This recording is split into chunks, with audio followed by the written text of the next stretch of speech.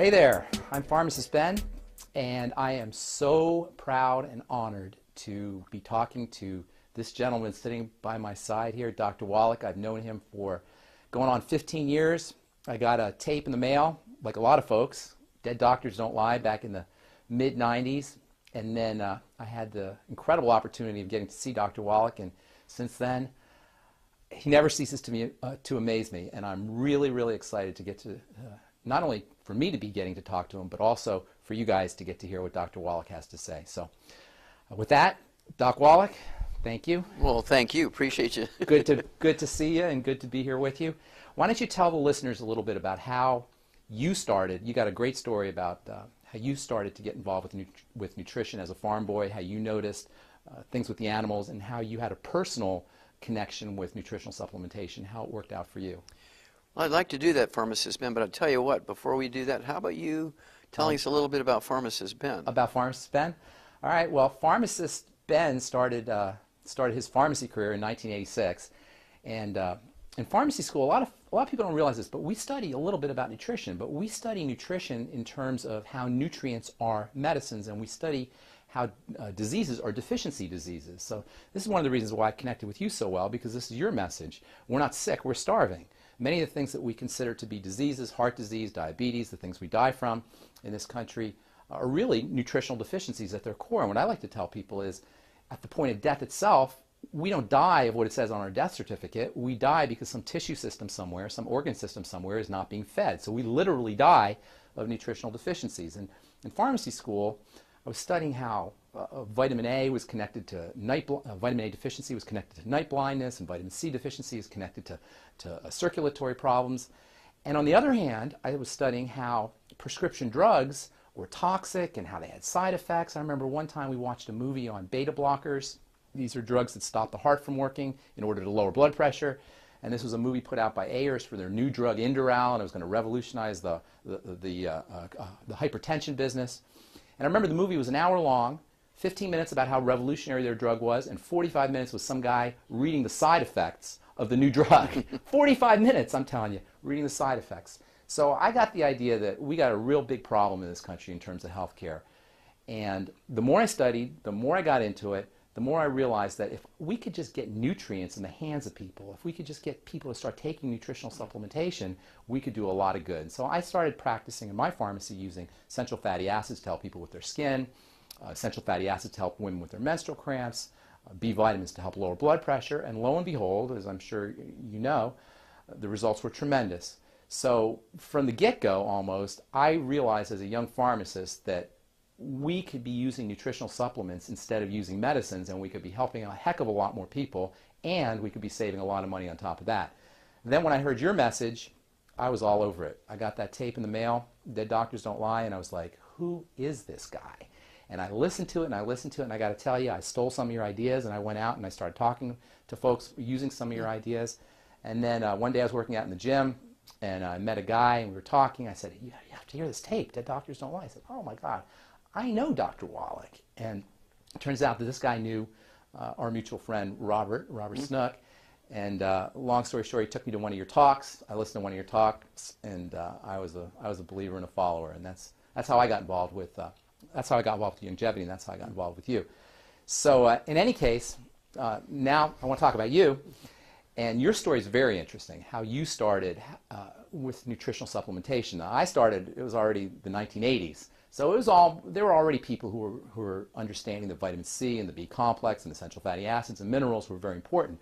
But when you were working with nutrients, we're talking about the 1940s, vitamins were only really discovered 20 years before by mainstream science. So for you to get on board, you had to be quite the visionary. I wonder if you could maybe tell the viewers a little bit about what went through your synapses to make you realize, hey, there's something out there that we could be using to help take care of what people are considering diseases, people are considering genetics, genetic maladies, people are considering birth defects, but really are nothing more than nutritional deficiencies.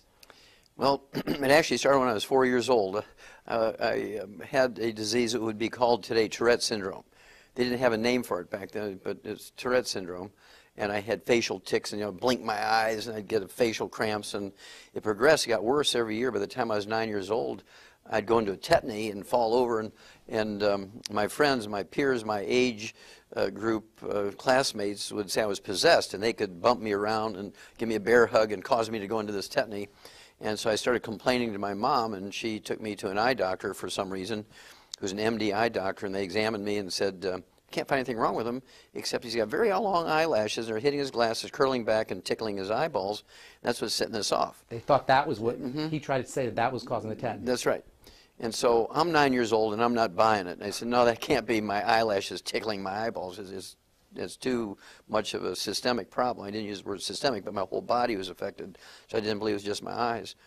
So the next morning, I went to the library in school, and I went and found a nurse's health handbook and looked for long eyelashes and eyelid twitches and that kind of stuff, and couldn't find anything. So I just went into the index and just started A, and I got down to cramps. I said, well, maybe it's a cramp, because I was playing sports and 9 years old, and I said, well, I've heard of leg cramps and things. And so I looked it up in the book, cramps, and so it was a calcium deficiency. Well, before the bus would pick me up to go to school every morning, I would feed our calves we were going to take to the auction this little bag full of alfalfa pellets, but it had a little analysis tag on it, and I'd read the analysis tag. It talked about protein and fiber and calcium. And so I went home that day after school, ran right to the barn, started eating these calf pellets. Tastes like sawdust, but hey, I had a problem. I was going to get rid of it.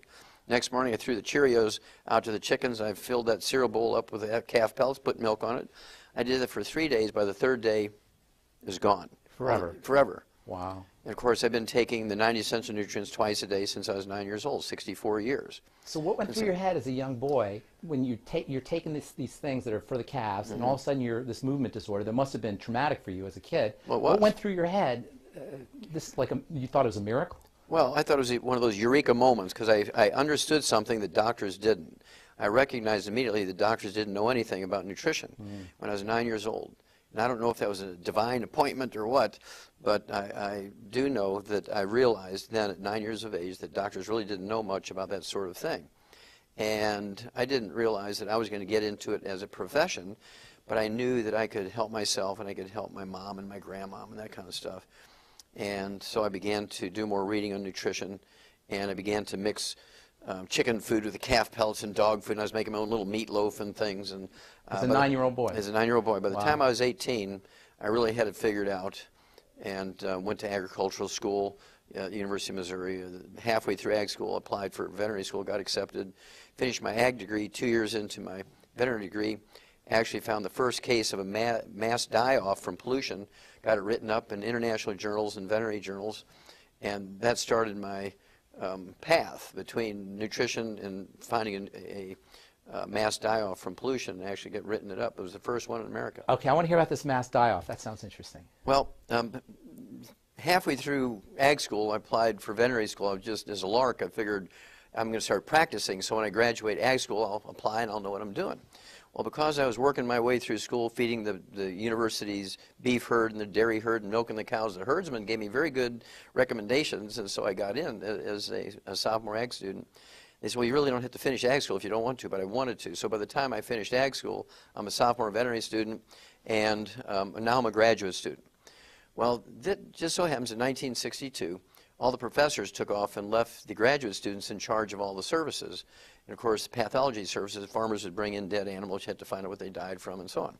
Or you have to look at biopsies from surgery of small animals. Well, there's one day, this farmer brings in 50 lambs, and he says he had 500 lambs die the night before. And I said, anybody else around? He said, no, just me. He said, I don't understand it. And so I started doing autopsies on him. As soon as I cut that first lamb open, I knew what it was, because the blood that came out onto the wool looked like chocolate milk, which is methemoglobin. Only it's methemoglobin. Methemoglobin. So it's it's an oxidized hemoglobin, a darkened hemoglobin? It looks exactly like chocolate milk. Wow. Instead of red or purple or black. And it's only caused by one thing, and that is nitrate poisoning. It's the only thing that will cause it. So I knew immediately it was a nitrate poisoning thing. So I said, did you use extra fertilizer in your crops? Or he said, no, I didn't. I said, well, I need a water sample, and I need some, bring it in tomorrow. And as I'm finishing the autopsies, every one of these lambs, instead of having thyroid glands the size of a lima bean, one lobe on each side, each one the size of a lima bean, each one was the size of a plum, and when you cut through it, instead of being like a beet, firm and crisp, when you cut through it, it was like blackberry jam. So it's like rotten and decaying. Yes, yes. And so I knew that these lambs, and every one of them had the same problem. These were 6-month-old lamb. They had 2-inch wool. They were beautiful. I put 10 of them in my freezer and ate them, right? There's nothing wrong with them, except that they had goiter and met hemoglobin. And it turns out that the neighbor had bought some fertilizer, high nitrate fertilizer, to get more corn for his bang for his buck, and it was uphill and rained and got down this guy's well. Well, did all the chemistry on the water, the feed, the lamb's blood and the liver and everything. And what happened was, why did 500 of them die in one night? And so I figured, okay, it has to do with metabolism and temperature and stuff. Well, it was December, and in Missouri, in December, you can have a day like today. It could be 50 degrees in December in Missouri. And it's been like 42, 50, 36, 38. Well, the night they all died, it was 19 degrees. It just dropped to 19 degrees, and they all died of hypothermia. The metabolism was off. Their thyroid gland wasn't working, so they couldn't maintain their body temperature. 500 lambs died of hypothermia in one night. Wrote that up, got it published in the National Journal of the American Veterinary Medical Association, and also international journals. And I became instantly known as a student worldwide. Awesome. And you were 22 at the time? 22, yeah. That's awesome. So I think it's really important that people understand that you have a lot of great, incredible wisdom and intuition when it comes to nutrition and chemistry, but it comes from actually working with the tissue hands-on. You actually saw what these nutritional deficiencies do to the tissue, to the organ systems of the body. And I think people need to recognize this is not just theory, and this is not just book learning. This is actually hands-on understanding about what nutrition does to the body in terms of its the body's organ structure and the body's cell structure and the body's tissue structure. That's super important. There's not a lot of people out there who are pathologists or who have pathology background and a nutritional background as well. And a physician and a veterinarian. That's right. Yeah. That's right. That's right. The thing that followed up from that was I was working with Marlon Perkins as a kid during high school, and he got me a job doing the Wild Kingdom. Wild Kingdom, Mutual of Omaha, Marlon Perkins, yep. And he got me a job in Africa on the white rhino project, which had to do with saving the white rhinos. It was one of those conservation projects. I was able to get 200 of them, bring them back to the United States, caught them. And so if you see a white rhino in a zoo or a wild animal park, it's either one that I caught or maybe offspring. Well, because of that paper, Perkins, and this was the time when pollution was being brought to the surface by Silent Spring, the movie, Rachel Carson, the book, and so forth. And he was very good. He thought, we have all these animals dying from natural causes in zoos. Maybe pollution has something to do with it. Kind of like the canary in the mine concept, like the old Welsh coal miners. If the gases got in the mine, the canaries would drop off the perch long before the men would die, and they could run out before they blew up. So extinct canary in the coal mine, or animals that were becoming extinct. Exactly. Yeah. And so he said, we're wasting this material. We need to have some. And I know a guy, Wallach, because I'd give him copies of that paper on the lambs. Oh, wow. So he pulls me back out of Africa, and he made me the chief pathologist in that project, which combined the services of the Shaw's Botanical Gardens in St. Louis, the zoo, and the biology department of Washington University. And so it was called the Center for the Biology of Natural Systems. To make a long story short, over a period of 12 years, I did over 20,000 autopsies, and over 17,500 were on over 454 species of zoo animals, 3,000 human beings who lived in close proximity to the zoo. And the book that came out of it is 1,200 pages. It's in the Smithsonian Institute as a national treasure. Well, they were shipping me all over the place. Well, what struck you, what hit you the most? 12,000 autopsies, that's a lot of tissue. 20,000. 20,000 autopsies. That's a lot of tissue you're looking at. What struck you the most? What was made the biggest impression on you from looking at all that tissue? Well, pharmacists bend. Yes. The most profound finding, and this was sort of in the summary there was like 75 scientific papers that came out, published in international journals. I mean, this was a big project. National Institutes of Health, $25 million, which is a lot of money back then. It was chump change now, but back then it was a lot of money for a 24-year-old kid, right? And so the profound bottom line finding was, and this is published now, every animal and every human being who dies of natural causes dies of a nutritional deficiency disease. That's awesome. Pollution was kind of a background thing, and in some cases it contributed to it. And those are another long But stories. they could have handled the pollution if they were nutritionally solid. That's exactly Yeah, right. yeah, yeah, yeah. That's beautiful. So now this is 1962. 1962. This is 1962. So take us forward, because you didn't start to become well known, and the Dead Doctors Don't Lie didn't hit for another 1993. Until 1993. So take us forward from 1962 through the 60s. What's going through your head as you're seeing that there's this problem with nutritional deficiencies, and it must have hit you that, hey, we got a big problem here. We knew it was a big problem, and when I was in Africa for that 2 years working in the White Rhino Project, I was still studying nutrition because I wanted to know what elephants were eating, where they were getting their minerals, where they were getting their vitamins. We were testing water and testing the leaves on the trees and the bark that they were eating and so forth, and writing papers from that too and so forth. And when it came back and began to do these autopsies, they would send me, the National Institutes of Health and the National Science Foundation would send me to different facilities, because some facilities had whales and some didn't. Some facilities had walruses and some had gorillas and didn't. And so they wanted me to do autopsies or draw blood samples or whatever I had to do to get as many species involved in this project. Well, they actually, after the time at the St. Louis Zoo, they sent me to the Brookfield Zoo in Chicago because they had whales, and they had the Shedd Aquarium with dolphins, and they had the Brookfield Zoo and the Lincoln Park Zoo, so the number of species went way up. And I was walking into this office, and I'm unpacking, and there's two biologists there who are getting ready to go on an expedition into Alaska to catch some wild Arctic foxes. And I said, oh, that sounds like an interesting project. Why are you doing that? He said, well, we have a pair of Arctic foxes here at the zoo, at the Brookfield Zoo in Chicago, and they must have some terrible gene, because Arctic foxes normally have 10 to 12 kits in their litter, and they were only having 3 to 5 kits. And they're always born with this birth defect, so they have this terrible genetic problem. So we want to get some wild genes and bring that in and reconfigure the genes and so forth. I said, well, tell me about it. And they said, well, 5 years earlier, you know, the babies were born with neural tube defects, and 4 years earlier, they were born with no limbs. 3 years earlier, they're born with no diaphragm, so they all suffocated to death. All different things. All different things. Yeah. Every year is a different thing. And then the last year, they had cleft palates. And I said, well, it's not genetic, because it'd be the same birth defect. It'd be like the same birth defect year after year after year. If it's one gene, it'll be the same problem. Exactly. He says, what are you feeding them? Ground up horse meat. And they said, well, are you giving them any vitamins, minerals? No, because they're meat eaters. We just give them meat. And so I knew what the problem was right away. So I said, okay, I'll tell you what. Since your guys are leaving this week, why don't you get them off a display? They're imperfect. I played to their beliefs, right? So I said, they're imperfect specimens anyway. Give them to me. Let me kind of work on them and do some tests on them. And they were happy with that. They brought them up there. And when they left, I went to the grocery store and bought some dog food for toy dogs. And I gave it to the foxes. Within a couple of months, they had a normal litter of 12 babies. So I did the thing that a good farmer would do. I inbred them, right? I bred the mother to the sons, the father to the daughters, the brother to the sisters, and by doing that, I had 300 foxes very quickly. Right. And then I inbred them, and I inbred them. By the time 3 years went by, I had over a couple of thousand foxes, and they were in the reptile house, the bird house, the administration healthy building. Foxes. They're all perfectly healthy, Yeah. Not a single defect in any of them, because they're all getting dog food, which is perfect. Well, I think what you're talking about here is so interesting, because this is the middle 60s now we're talking? This is the early 60s, yeah. Well, today, the cutting edge in science and in genetics is not genetics at all, it's epigenetics, correct? So what you were doing 30 years ago was epigenetics. Yes. I wonder if you could tell the folks a little bit about the whole idea of epigenetics, how epigenetics relates to genetics, and how nutrition relates to epigenetics.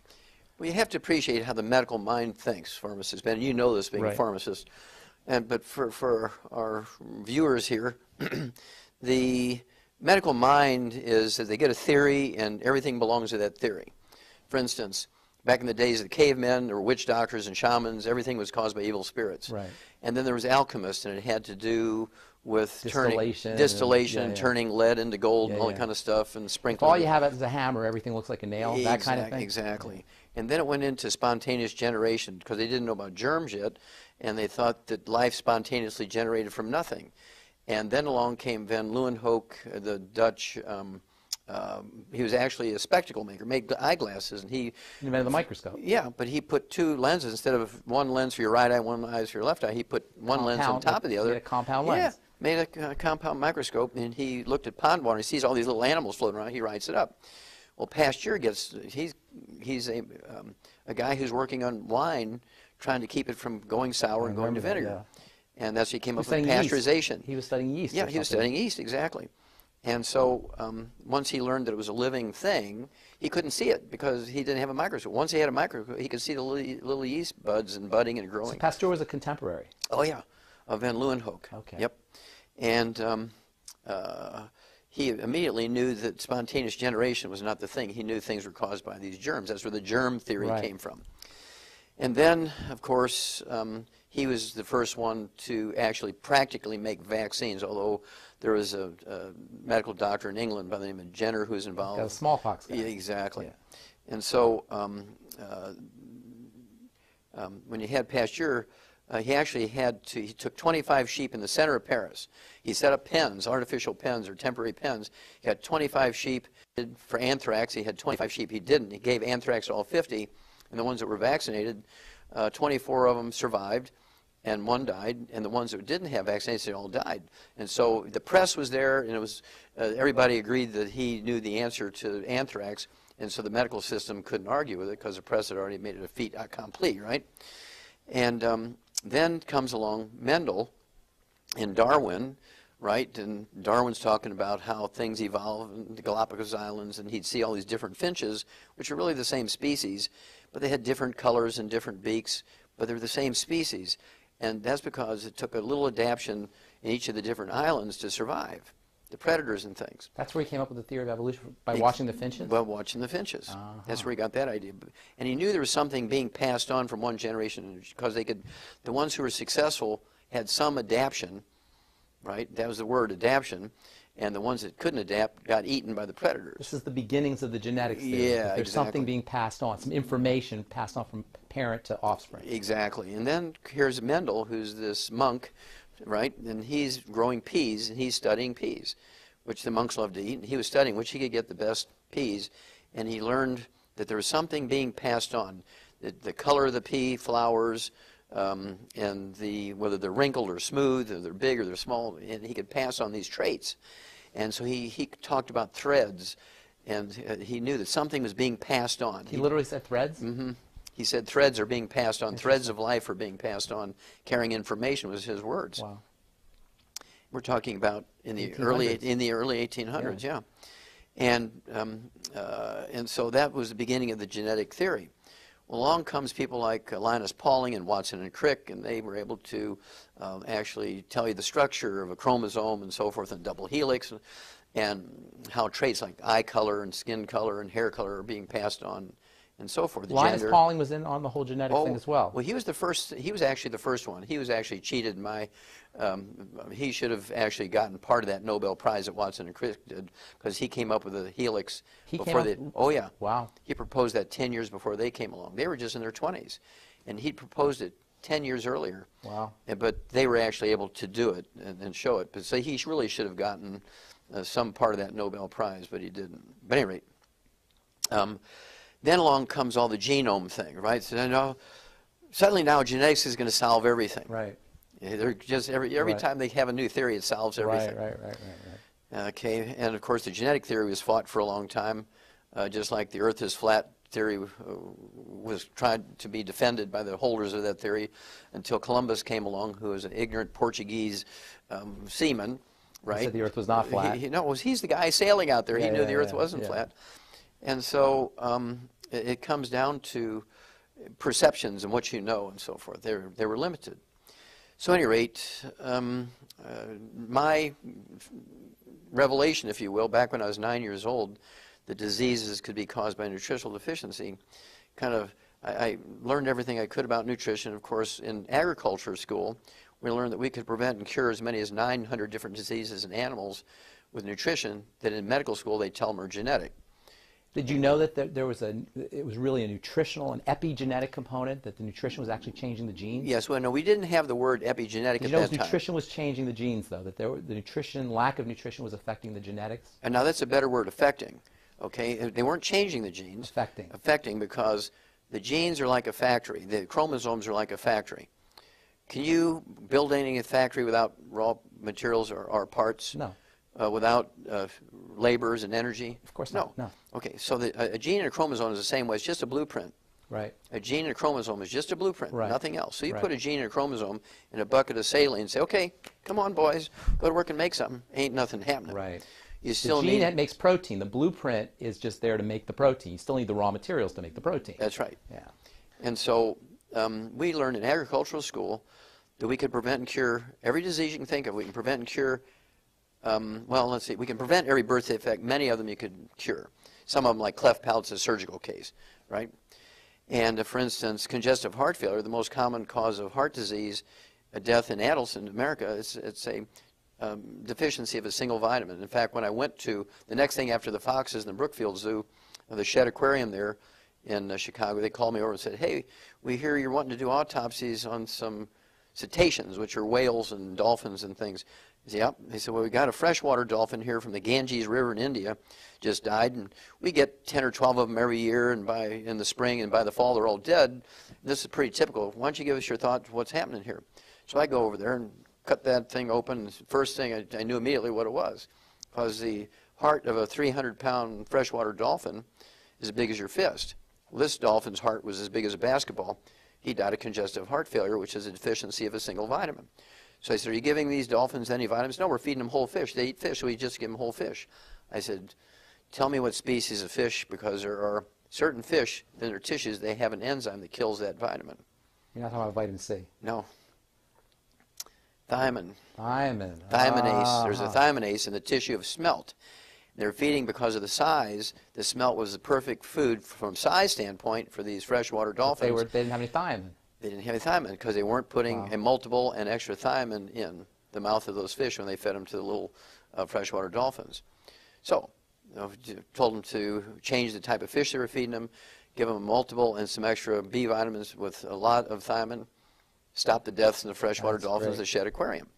And so these are the things I could do with nutrition. And here's all these biologists. I mean, these guys are very skilled, very well trained biologists when it came to behavior of the animals and their dynamics in captivity and so on, and how they reacted for territories with one male against the other, that kind of stuff. Behavioral. Yeah, exactly. But they weren't biochemists. They were biologists, but they weren't biochemists. They were biologists, but they weren't biochemists. Yeah. And so I could come in and see something very simple that I've been studying for 10, 15, 20 years and see it in a heartbeat, where they could look at it and they couldn't recognize it. Now, thiamine is a fascinating vitamin. That's the berry vitamin. Exactly. That's the vitamin that they were given. Tell the story about the chickens and the rice polishings. Well, beriberi is a very interesting disease. Sailors, of course, used to die from this by the thousands every year. And as they went around the world and their sea voyages were longer and longer and longer, more and more sailors, I mean, 2/3 of the crew would be dead from beriberi by the time they came home, particularly as time went along, because they demanded modern food. And modern food to them meant polished rice, white rice instead of brown rice, because that's what rich people ate, and so they wanted that as part of their demand. If we're going to go on this long sea voyage, we want polished rice. Okay. And 2/3 of the crew would die from beriberi. Well, first of all, they get a dementia called Korsakoff syndrome. Oh, yeah. Which is caused by a thiamine deficiency. Yeah. And then they would get congestive heart failure. It's like a cure for Korsakoff syndrome is thiamine. I cure people in a week. Yeah, yeah. That's amazing, right? But I give them 26,000 times the minimum daily requirement. I hedge my bet, right? Okay, so at any rate, all these diseases that these Japanese naval surgeons were really the first ones to recognize there's some problem here when they fed these sailors this polished rice. But the Admiralty, you know, the big guys up there, the Admiralty, well, listen, these guys are demanding this. This has nothing to do with it. It's got to be some bug. They thought it was a bug. Wow. What year are we talking here? We're talking about the late 1700s. Wow. Okay, in the 18th century. And Europeans get the credit for discovering it, but it was really these Japanese naval surgeons. It was a Polish chemist. Kaiser Funk. Yeah. Came was his name, yeah. But, well, he actually identified it. But before that, the Japanese naval surgeons... They knew there was something in there. They knew there was something in the bran of the rice, in the brown covering, the hull on the rice could prevent and reverse that disease.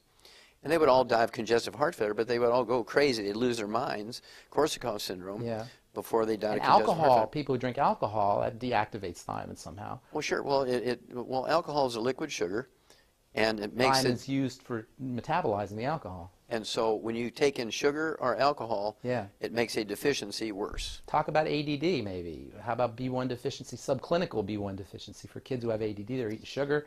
Maybe they don't need Ritalin. Maybe they need something like thiamine. How about subclinical issues? You know, we talk about the big things like congestive heart failure and beriberi, but what are the impacts of subclinical thiamine deficiency, where maybe they're just not getting enough thiamine? What are the impacts on our kids? And okay, well, that's a good one. Let's talk about ADD, ADHD, autism.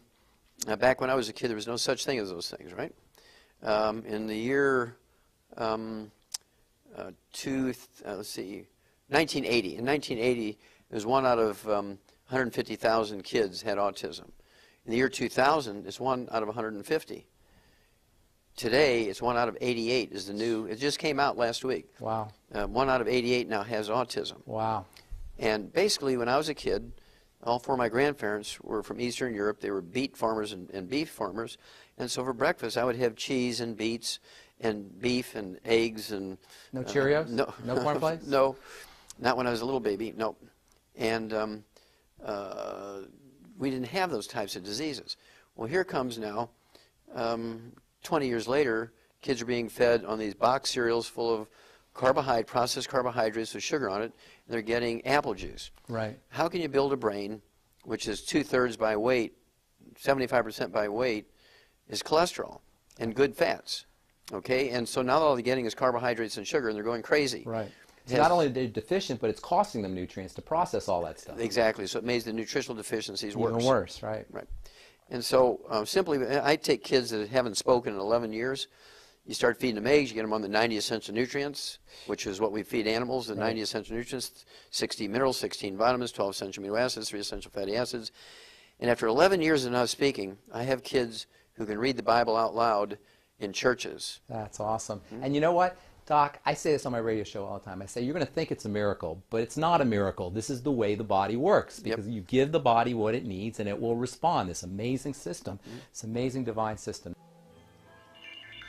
Alex Jones here with a message that could revolutionize health in this country. Going back about 1.5 years ago, I began to learn about the incredible health effects of Youngevity products. Aaron Dykes lost 92 pounds. We're going to show you some before and afters. Aaron, break down what happened, your story. I've worked really hard with diet and exercise to try to lose weight, but I just didn't get the results. It just didn't happen. Then I saw what you were doing with InfoWarsTeam.com. I wasn't even trying to lose weight, but I got it because I wanted to feel better energy. I wanted that nutrition. Didn't even understand how that could kickstart my own weight loss goals, but the products did that for me. I found myself suddenly losing weight, more energetic, wanting to exercise, wanting to eat the right foods. And they don't even advertise it as weight loss. I want to challenge our radio listeners to go to InfoWarsTeam.com. Sign up as a distributor and get wholesale pricing discounts at InfoWarsTeam.com. You touched on cholesterol. I definitely want to talk about cholesterol. Okay. But before I get to that, my favorite mineral, you know, in the world of nutrition, you get favorites, right? You probably have your favorites. And Sure. I know one of them that's one of my personal favorites, and I know is one of yours, is selenium. So tell us a little bit about selenium, this incredible, incredible mineral, and some of the things that you can use it for. And I want you to place special attention on how selenium is involved with the thyroid, how selenium is involved with diabetes, and all the different things that you can use with this incredible mineral that, by the way, is active in microgram quantities, the tiniest of quantities. Maybe touch on that a little bit. Okay, as you say, selenium is one of those wonderful trace minerals, which is an essential nutrient. We need it. We can't live without it. And it has many functions. It's a structural mineral when it comes to chromosomes, right? Epigenetics, we'll get into that, right? But it's a structural piece in the actual normal double helix. Is it one of the fingers that you were talking about? It's one of the metallic fingers that keeps this double helix of the chromosome in the proper distance of each other.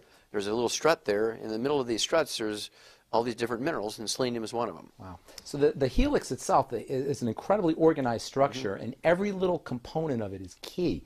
The distance that the nucleotides are from each other, all of that is tightly regulated, and minerals like selenium are involved in making sure that this structure stays intact. That's what the fingers are. Exactly.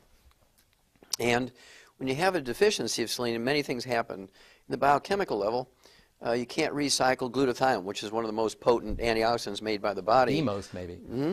And it's used to protect you from cancer and fend off inflammation in your arteries so you don't get clogged arteries and that kind of stuff. But if you don't have enough selenium, you use one molecule of glutathione and it sort of deactivates. But when you have selenium, you can recycle that one molecule of glutathione 1,000 times. That's awesome. That's very awesome. And then it protects your brain from MS. When you have MS, you have a terrible, terrible selenium deficiency because it allows the free radical damage to the myelin, the white matter of the brain again, and you get these lesions in the brain about the size of a lima bean that cause MS. So supplementing with selenium Can prevent or reverse MS. Wow. Along with the 90 essential nutrients. It can't not by itself. That's right. So 200 micrograms to 400 micrograms? Well, I like to be a little heavy-handed. 600? I like to be a little heavy-handed. 800? A milligram, yeah. A milligram? 1,000 micrograms. Yeah. Okay. When you have these diseases, you need to, use a bigger hammer, right? Okay. HIV. You can prevent HIV from mutating to AIDS by supplementing with selenium. Wow. 1 milligram a day. What's the difference between Arthur Ashe, the great black tennis player, and Magic Johnson, the great black basketball player? One is dead, one's alive. Yeah. One's supplementing with selenium, one didn't. Is that what? That's what Magic Johnson's doing. Oh, that's interesting. Now, how about even just a common cold or just like flus and that kind of thing? I'm getting there. Okay. I'm getting there. That's very good. You're on top of it. All right.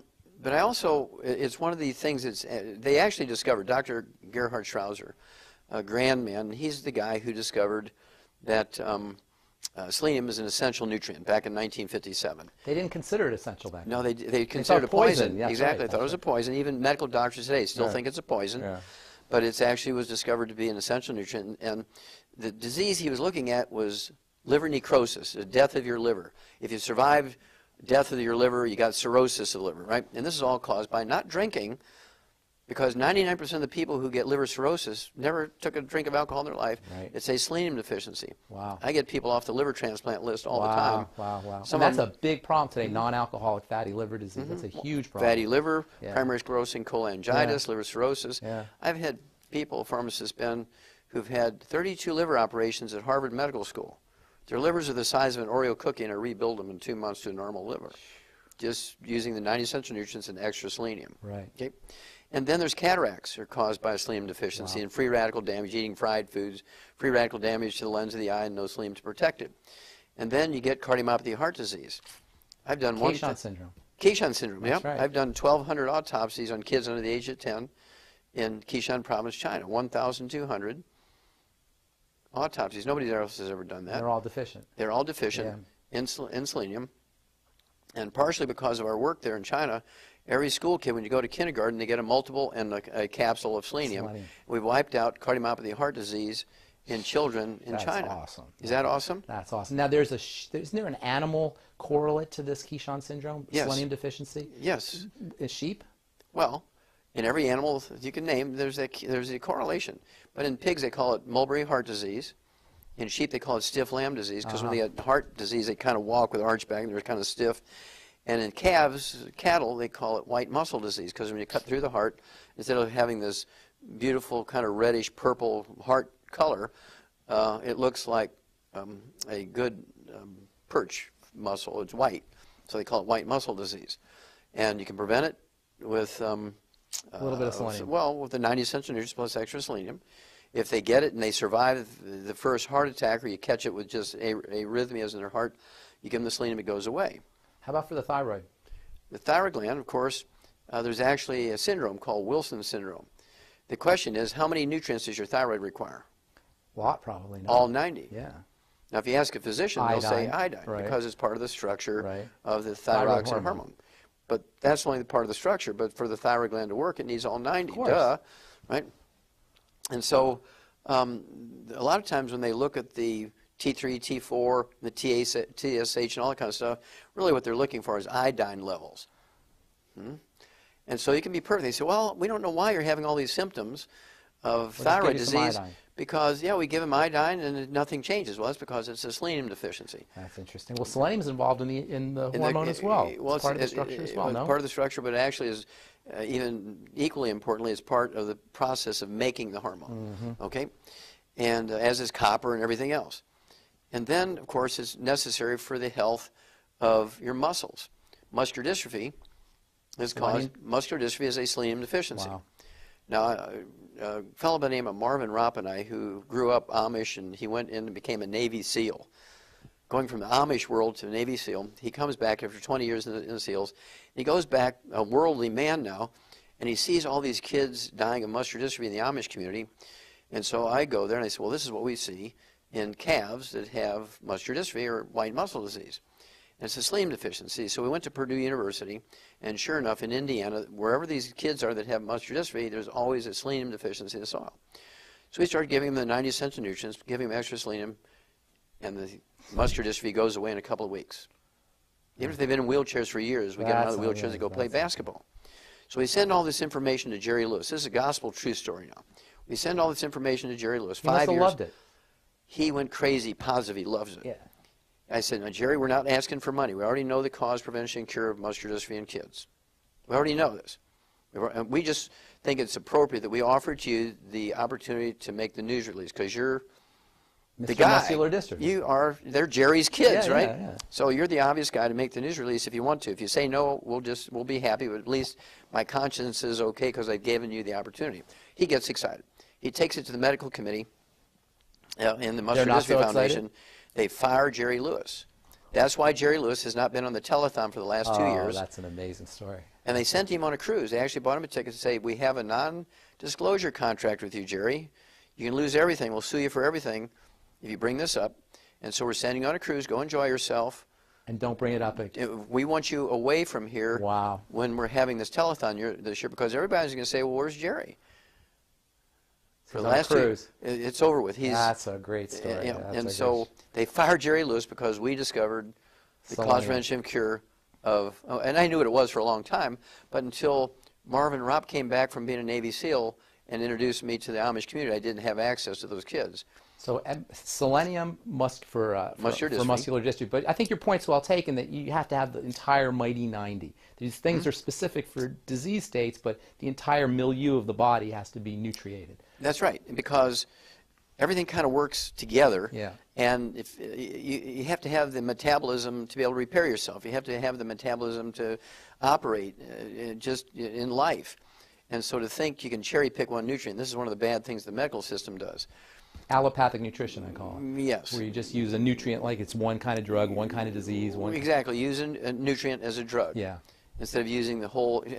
I liken it to Grandma's recipe for an angel food cake, for instance. And she dies and she leaves her secret recipe to her favorite granddaughter, right? But the granddaughter doesn't like some of the ingredients. She said, I really don't like eggs because of cholesterol theory, right? It's not going to be the same cake. And so you leave the eggs out, and all you get is a angel food crepe. Yeah. You don't get angel food cake. Right, because all the ingredients work together. Exactly. And the mighty 90 works together the same way. Yeah. All right, so there's so many things I want to talk about, but I don't think any conversation with Dr. Wallach would be complete without talking about colloidal minerals. Okay. Okay. And first of all, there seems to be a lot of misunderstanding. People don't really understand what exactly a colloidal mineral is, and I think it makes sense that there be misunderstandings. You know, Albert Einstein and some of the great physicists, they studied colloidal solutions, colloidal suspensions. They were so fascinated with how these things work and how they interact with the water and the electrical nature of all that. Why don't you tell folks, first of all, tell folks how you discovered the power of colloidal minerals, and exactly what are colloidal minerals and why are they so special and so effective? Okay, well, thank you, pharmacist Ben. Back again in the late 80s, I was working with some of the alternative cancer hospitals in Mexico. Now, they invited me to come do some things with them. And that's a long story how I got there, but that's another time. But at any rate, one of the problems I had was getting all the nutrients that people needed, because most people wouldn't eat calf pellets and dog food and things like that, right? Right. And so I had to find a way, because in human supplies, it was very difficult to get things. And so I needed a source of some really weird trace elements and rare earths, okay, like gallium, ytterbium, yttrium, neodymium, praseodymium. Which the body needs. You get disease if you don't have them. Most doctors, you ask them about those ytterbium deficiencies. Rare earth, europium. Yeah, you ask them about those things, doctors look at you like a deer in the headlight. They've never heard of them, right? And so I was looking for those things. Well, here at one of these alternative cancer hospitals is a little gallon glass jug, and it says, take an ounce of this with every meal. And I tasted, whoo, it kind of shrunk wrap your lips over your teeth. It was very tart. Right, minerals. Yep. And so I said, what is this? He said, well, it's this stuff that comes out of the mountains, and it has all these different minerals in it. So I took it to Dr. Schrauser, University of California. I said, analyze it. And it had 77 minerals in it, including all these really weird trace minerals and rare earths. Exactly what I was looking for. To make this, as what's turned out now, to be the Alex pack, right? Right. You got it? Right. But that was back in 1985. I had been looking for something, but it was so It would expensive. have all the you were looking Yeah. for something that would have all those trace minerals. And the rare earths. And if we were to put it together one by one by one, it would cost $1,000 an hour to take that stuff, right? And so it's too expensive. So here's a natural source. Wow. And it had everything in there in optimal amounts. I mean, I really got excited because I said, now I've got the tool that I can bring this to the general public, right? Wow. Well, a colloid is actually a mineral that's in suspension rather than in solution. So it doesn't dissolve, it hangs. It hangs in there. Now, how does that do that? You've heard of Brownian movement, Sure. right? Well, all these particles are the same charge, and so they repel each other. And so they stay in suspension by their own energy because they're Right. repelling each other like little magnets. That's awesome. Isn't that awesome? Yeah. And So this is a highly electrically charged solution. That's right. It's like a But magnetic solution. But they're all the same charge. Right. That's the secret. They're all the same charge. Right. They're That's all, how they're repelling. Yeah, that's right. Brownian movement, and they knew about that for a long time, but you're talking about one nutrient, one mineral, but here's one with 77 minerals in there. Wow. And there's this, it's almost like a liquid alloy of 77 minerals. Wow. And for instance, if you take a solution, a liter of a solution, you can maximize whatever you can get in there. You get 985 or 989 milligrams. That's all you can get into a solution. There's only so much room in between the water molecules. Now in a suspension, I can get 36,000 milligrams. How do you do that? Ah, kidneys, right? I can get 36,000 milligrams. Well, when you taste that, that'll shred the enamel off your teeth. It's so acid. So I had to cut it down to 19,000 milligrams. But now we're getting up into the dosage rates, so you don't have to drink 7 gallons a day. I had to concentrate it down. I mean, all these little mechanical factors I had to deal with, I had to concentrate it enough to where a human being could take a couple ounces and get enough.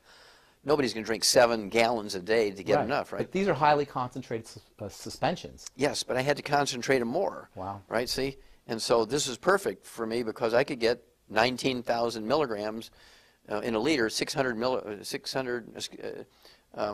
I could get 600 milligrams in an ounce. That's amazing. That's amazing, right? That's amazing. And so, but in a solution, I could only get 30 milligrams. And so what accounts for that difference then? Well, in a suspension, it doesn't matter how much room there is between the water molecules because these guys are in there keeping each other in suspension all the time. They never settle out. They're self-suspending. They're self-suspending. They never settle out. Wow. It's a perpetual motion machine. So when you're actually drinking an electrical energy, you're drinking magnetism. Of sorts, yeah. So you're drinking a magnetic solution. So Yes. Would you say that the effect on the body is it amps up the magnetic energy of the Well, body? if you look at the heart, for instance, which is an electrical thing, Right.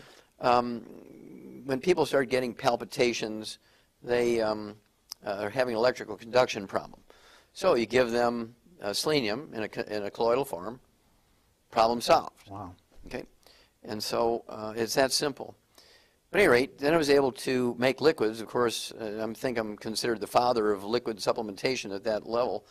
And the initial product we had was just what we called plant minerals. I remember that. Yeah, 77 plant minerals, which contain all 60 essential minerals in optimal amounts, 1 ounce per 100 pounds of body weight. And most people are deficient in minerals, so just taking those minerals made an enormous positive difference in people's lives. And then people are saying, well, what multiple do I take with it? So I had to come up with a multiple, and then you think it's tricky to add all the vitamins and amino acids and things to it. Now I tried adding the fatty acid, turned it into soap. I'm sure. It became a solid. You can't add fatty acid, but it's a miracle that you could add all that other stuff in there. That's some amazing formulations. And let me tell you something. I formulate for a living, and the formulations that you guys, Youngevity's come up with some formulations that are absolutely stupendous, and it started off with that Bottle of minerals. That bottle of minerals. That bottle of minerals. We just kept adding things to it. And of course, we'd run into the thing like turning into soap, and we had bottles exploding and stuff. And so in the early days, it was quite adventurous. And then, of course, right now, we have in the Alex pack, which you can buy by itself or part of the Alex pack. I like the Alex because you got a complete thing. Is the Beyond Tangerine has 245 nutrients in it. That's a stupendous product. Isn't that wild? Stupendous product. It has 300 milligrams of these minerals per serving. It has Lots of B vitamins. Well, mega doses. Mega doses, yeah. right. And then it has 115 super juices. This is not, we're not talking about a V8 here. Right. We're talking or a V115. That's amazing. V115. Yeah, V115, not V8. Right? Yeah, not V8. Plus 1,000 milligrams of vitamin C, Yeah. plus copper, plus selenium. Well, plus all 60 plus essential. is there glucosamine? I think. Yes, in there there as well? is. No, that's an amazing product. If people don't do anything but that, they're going to notice dramatic results. Oh, huge, huge. And of course, kids like it because it tastes good. Tastes great. And then for absorption, that's another thing. You know, in pharmacy school, we study delivery. That's one of the main things we study is delivery. And they tell you, if you want to deliver things in the body, you don't want to use a suppository, and you don't want to use an injection, drink the stuff. And that was actually, in addition to the colloidal minerals, the nature of the colloids, the fact that it was in a way you could drink it, and you would get instant absorption is so important because people have digestive problems. Everybody has digestive problems. Bypassing digestive problems with liquids. Go ahead. Well, I'll answer that question in a second. But what we did was even, I thought, more fun. We take these colloids, which in themselves are very absorbable, right? And then we... Tremendously absorbable. Very absorbable compared to even solutions. And so then we turn it into a coffee crystal type technology. Now talk about that. Well, coffee crystals are not actually like you're making an instant drink, okay, because what we did was turn it into a brewed thing that has all these juices and vitamins and minerals and amino acids in it. We made these huge solutions, and then we freeze-dried it, and they turned into crystals. You just add water, and suddenly now rehydrates. It rehydrates, becomes the original suspension again. Is that what makes the BTT so special? It's like freeze-dried. Yes. Do you remember that commercial they used to have for the freeze-dried coffee? That whole... That's the coffee crystals. Yeah, it's the same idea. And so we take a colloid, and we turn it into the coffee crystal technology. So it becomes a colloid again. It becomes a colloid again. So the BTT it's a colloidal suspension. It's not colloid, a solution. and then we put it into resuspension. But when people reconstitute it, it becomes a suspension again. It becomes a suspension again. So There they're you go. actually drinking this colloidal liquid again. Exactly. Even though it's portable and you can carry it around. And light, you can take it on the plane with you. You can take it on the plane. That's great.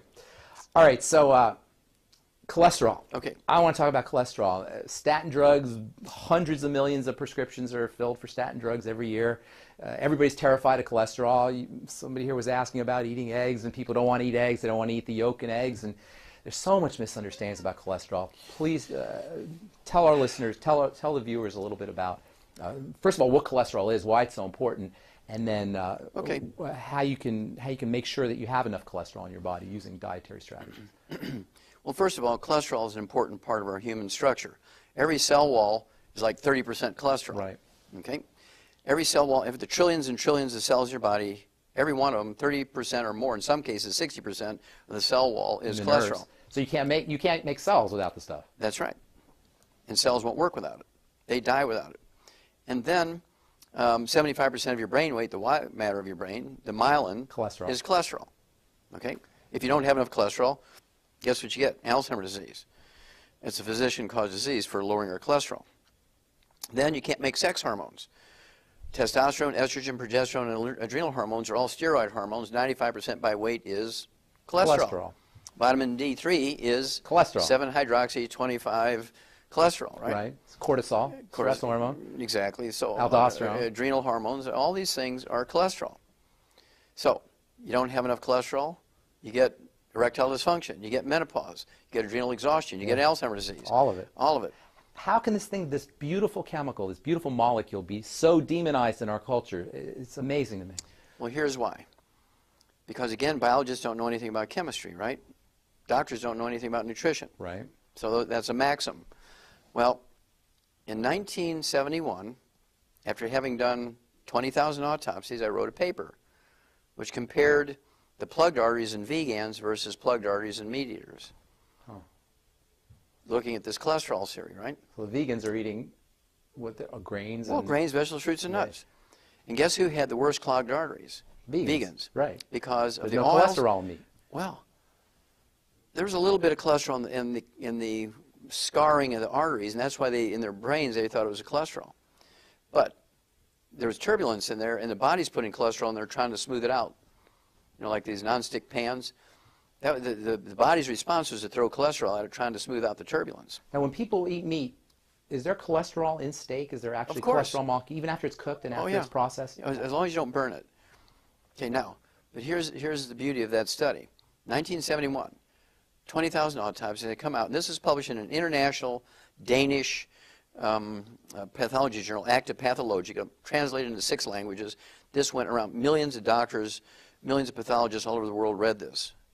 Now, they all laughed at me because they were saying, well, Wallach must be sniffing glue because cholesterol causes heart disease. Well, guess what? Where were vegans getting their cholesterol? They're not eating meat. They're not eating eggs. They're making it. The oils in the grains are oxidizing because they were stored improperly. So now, And then they stir fry in extra virgin olive oil.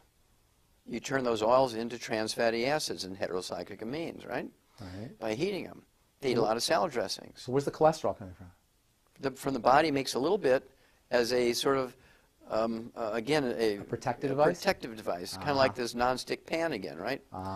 Okay, but it came from your own body so making it's upregulating the body's manufacturing system of cholesterol. Yeah, but it's infinitesimally small. It wasn't even a factor. But they picked, that's the only strange thing that was in there, right? And so they picked that out for some reason.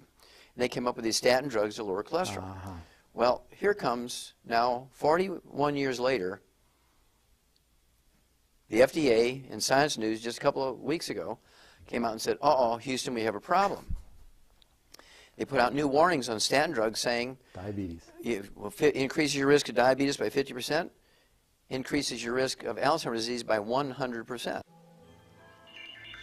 Alex Jones here with a message that could revolutionize health in this country. Going back about 1.5 years ago, I began to learn about the incredible health effects of Youngevity products. Aaron Dykes lost 92 pounds. We're going to show you some before and afters.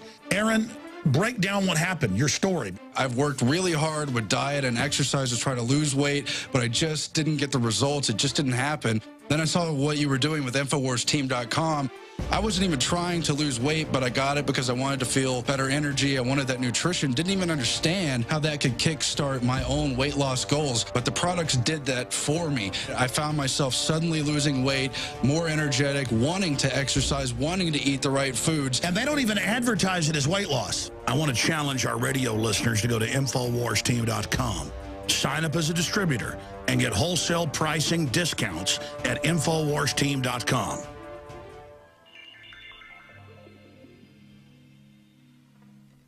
The FDA in Science News just a couple of weeks ago came out and said, uh-oh, Houston, we have a problem. They put out new warnings on statin drugs saying Diabetes. Increases your risk of diabetes by 50%, increases your risk of Alzheimer's disease by 100%. That's amazing. If you go on a cholesterol-restricted diet and you take cholesterol-lowering drugs, statin drugs, you will get Alzheimer's disease. Yeah. Okay? And I said that in 1971, and they all laughed at me. Because you need cholesterol to make neurons. That's right. To make brain You must cells. eat eggs. See, egg is a perfect food. You start out with a chick on that egg the size of a lentil, as thick as a piece of paper with the diameter of a lentil, right? I mean, we're talking about 3 or 4 millimeters in diameter, 1/10 of a millimeter thick. That's the chick, and there's the yolk and the white. That's all food for the chick. In 21 days of incubation, you have a chick with a beating heart and lungs and legs and all the muscles and feathers and skin and eyes and brain. All from that little egg. All from that little egg. And so it's a perfect food. Yeah. And so if you want to keep your brains, you want to have a great sex life, you want to you want to have your adrenal glands that are happy, you don't want to have menopause, you don't want erectile dysfunction, you better be eating 6 to 10 to 12. I eat a minimum of 8 eggs a day. I try for 12 every day. Where else can you get? What other foods would you recommend? Eat the chicken skin, throw the chicken away. Just don't eat it fried, okay? You can eat... Fish skin? Yeah, you get a little bit of cholesterol actually in salmon, in the fat underneath the salmon skin. You can get it from red meat. You can get it from lard and butter. You get a little bit of cholesterol in butter. What do you think about, what nutrients would you use with your cholesterol? Any particular vitamin E or essential fatty acids? Well, sure. You have to take the 90 essential nutrients, which includes vitamin E, and we're talking about selenium and vitamin A. All these things are antioxidants in their own right. Now, vitamin A, why did they call it vitamin A? Because it was the first one discovered. When it was discovered over 4,000 years ago by the Egyptians, they could get rid of night blindness, which we know is caused by vitamin A deficiency. Yeah. by giving people extracts of liver. Liver. They'd squeeze liver, get the juice out of the liver, give it to you, and night blindness would go away. Vitamin A is a stupendously important vitamin as well. How about for the immune system? Vitamin A for the immune system? Of course, because it's an antioxidant. Yeah. It helps protect you from free radicals and also helps your immune system fight against organisms, transmitted organisms like bacteria and viruses and fungus and yeast and all kinds of stuff. So every one of the 90 essential nutrients is important. They're called essential nutrients. They're not optional nutrients. The word essential, that's what that means. Now, real quick, I wonder if you could touch upon the digestive system. We got 80 million Americans with digestive problems. 1 out of 3 Americans is dealing with some kind of digestive issue. When we know with liquid nutrients you can bypass a lot of that, but what would you recommend for folks in terms of not essential nutrients necessarily, but accessory nutrients that people can use to support digestive wellness? Okay, well, first of all, the old theory used to be you are what you eat, right? Right. That's not right. It's what you absorb. You are what you absorb. Very good. You are what you absorb. Right. And so when you pick the right number, when you said 30% of Americans have a terrible digestive problem, Mayo Clinic came out in 2009 and said 30% of Americans have gluten intolerance. Now there's some communities that eat a lot of grains because they're, you know, for whatever reason, cheap. Well, it's cheap. It's stored for years in case there's some imminent disaster, right? We're talking about the Amish, the Mennonites, the Hutterites, the Mormons, the Seventh-day Adventists are all vegetarians. They eat a lot of grains. They have 80% gluten intolerance.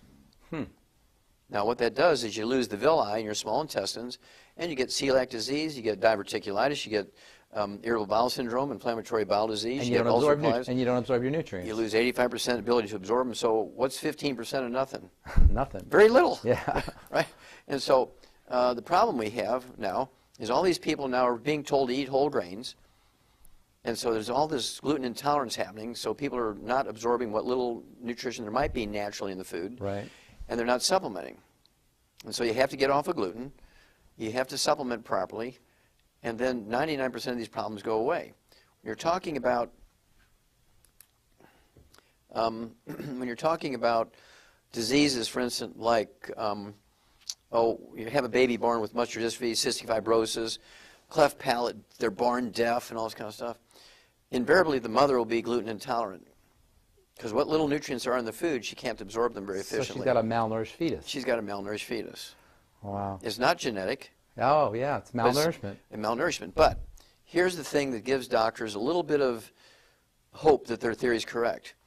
Gluten intolerance is passed on through cord blood or breast milk. It's not genetic, but the glutens are passed on The allergens.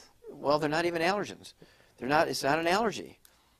It's an intolerance. So, in other words, the proteins, the peptides are passed through in the milk, and the baby becomes intolerant to it as well. Yes, exactly. Now, here's the deal. Nobody's allergic to poison ivy because there's no pollen involved. Nobody eats it for salads. But everybody is intolerant of it. Now, you rub poison ivy on yourself, you don't get an allergic reaction. You don't get an immune reaction. You have a contact dermatitis. Right. The same thing when you eat gluten and you have a gluten intolerance, you don't get an allergic reaction. You get a contact. It's a mechanical issue. Would you say it's a chemical irritant. You get a contact enteritis. Okay. So it's not necessarily an allergic reaction. It is not an allergic reaction. It's still an immune reaction. No. It's not even an immune reaction. Is it mechanical? It's a chemical irritant. So gluten is an irritant. Oh yeah, it's a contact enteritis. Bakers will get it too. There's baker's dermatitis. Well, yeah, exactly the same thing. Same idea. And so what you do is you get these people on gluten-free diets. Their asthma goes away in 2 weeks. It's amazing. And you have a woman who's had 3 kids in a row with muscular dystrophy. You put her on a gluten-free diet. You give her the 90 essential nutrients appropriate for her body weight. You throw in some extra selenium. She'll never have another child with muscular dystrophy. She can have 10 more kids, but none of them will have muscular dystrophy because it's not genetic. That's amazing. Now, are there other things in grains aside from gluten? Gluten gets all the press, but there's other things as well. Are there other proteins, other peptides? Well, sure, there are allergens. You can get a wheat allergy, but it's not necessary to be gluten intolerant. Is grain a problematic food, in your opinion? Yes, it is, because human beings were never designed to eat grain. Yeah. Now, the animals that do very well with grain are ruminants. They have extra stomachs. They have 4 stomachs. Yeah. So if we had 4 stomachs, maybe we'd be able to eat that. Well, we'd be able to eat grain. Yeah. We have a single stomach, and we don't have the capacity to handle grains like an antelope and a buffalo and the horses and cattle and sheep and goats and all these animals with 4 stomachs. When you look around the world, other than one-celled animals, the 4-stomach animals are the most universal form. They're everywhere. on every continent, every place. There's more species of ruminant animals than there are elephants. So our digestive system just isn't designed to eat these kinds of That's things. right. Isn't that interesting? You know about Jared Diamond, right? Mm-hmm. He wrote a paper called Agriculture was the worst thing that ever happened to us in human history, something along those lines. But the idea being that we're not supposed to be eating these kinds of foods. Germs, guns, and... Guns, germs, and steel. Yeah. But the idea is that we're not supposed to be eating these kinds of foods. What about gluten-free? What about gluten-free flours and gluten-free grains? What's your take on those? Well, gluten-free grains are what? We're talking about millet. Yeah. Buckwheat, which is not wheat. Quinoa. Quinoa, and you're looking at rice. You ever hear the old macrobiotic diet?